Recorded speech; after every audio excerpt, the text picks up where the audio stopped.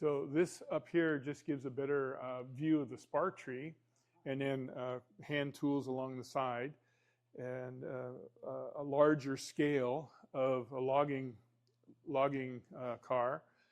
And we had some enthusiastic hands-on learners, and I don't know what started at first, but there's places where like, oh, this chisel does this, oh, and this chisel does that.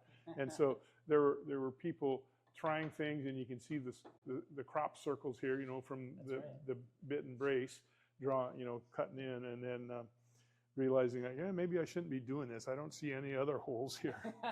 And one of the,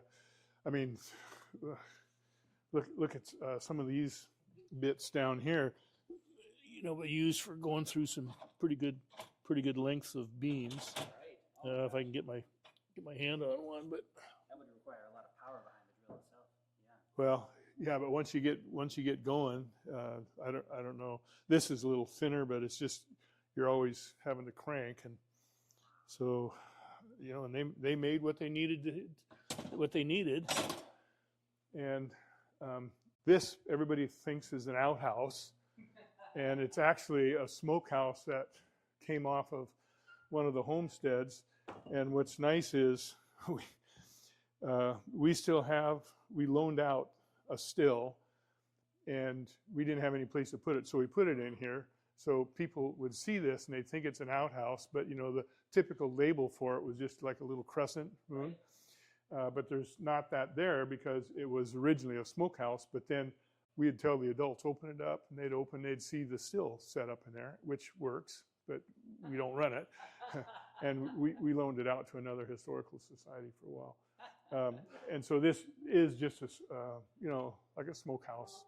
And then, you know, there's some physical or the photo displays here, but you can look down and have an overview picture of you know, what you were walking through, and you can see all the things. But the big thing is, you know, get close to the fans and you can see the rigging really well. And then over in the corner by the flag, you can see the military display.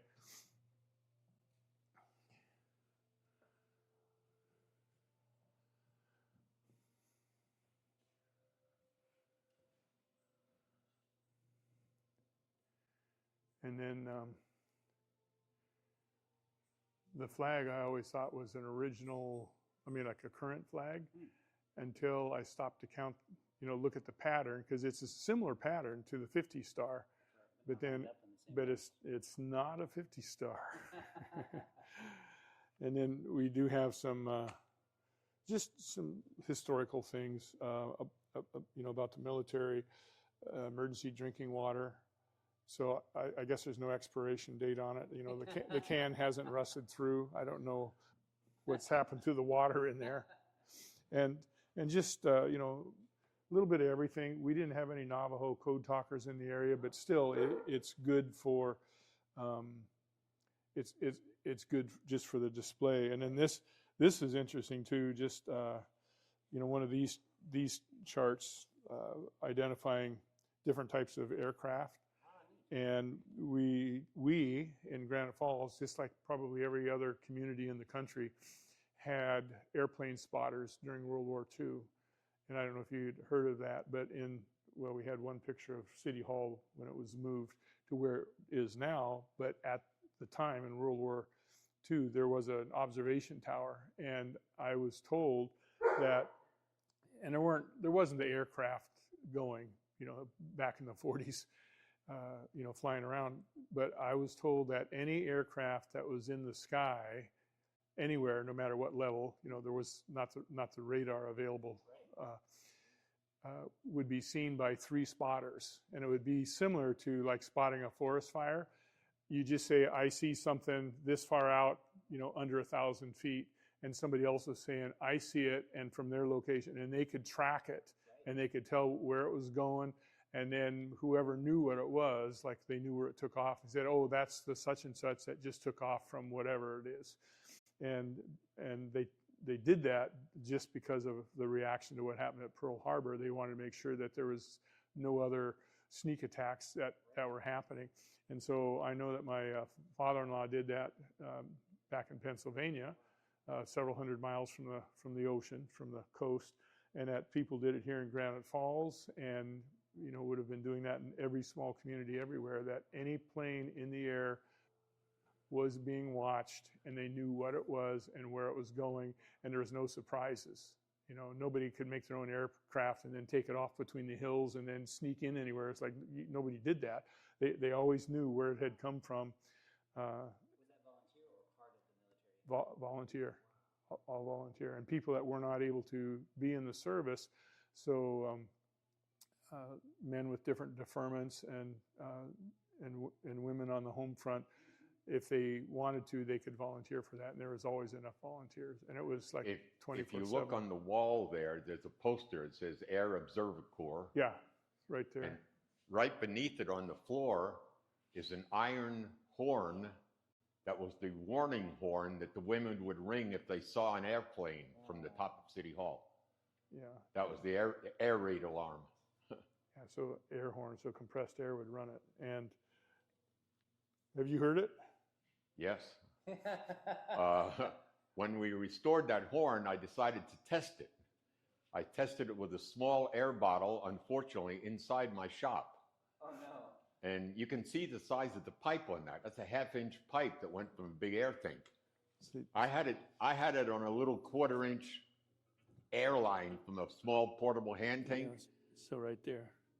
After I pulled the handle on the horn, when I recovered, I had to go around the shop to see if I still had windows. Yeah. And so we set it up outside here because a number of ladies in town are in the logbook from having spent time on top of City Hall watching for airplanes. So I said, believe me, I put a 60-foot rope on it out to the sidewalk. I said, you want to be at least this far away when you pull the handle. I said, have you ever heard it? And these two ladies said, oh, no, we would never do that. I said, that's why they had women doing this, not guys. We were going to pull the horn sooner or later. Yeah, how loud is this? Oh, man, what a sound. And then also you can kind of see back into this area too. We have original signs from the Corner Tavern and from the ice cream shop. So I heard that the nightlife was a big part of Granite Falls. Oh yeah, it depends on who you talk to. Well, it's a logging town. But that ice cream set came out of the store that was in what is today Omega's pizza place. And when Omega's was first built, it had a huge second floor that was the biggest dance floor in the area. So that was the place to have a big celebration in town. The whole second story of that building was one big dance floor.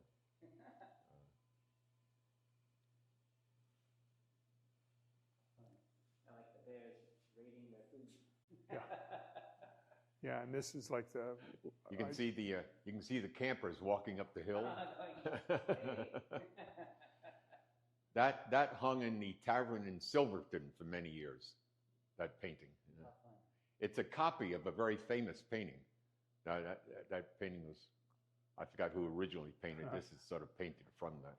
So they got their camp axe here, and then their firearm for whatever, for protection or whatever. And it's, the bears are between them and safety.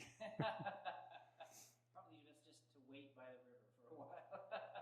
And apparently this is like a big anniversary of, we always say Smokey the Bear, but Smokey Bear, when Smokey Bear first came on as, like fighting forest fires. Right. And I just saw that just recently this week. How fun.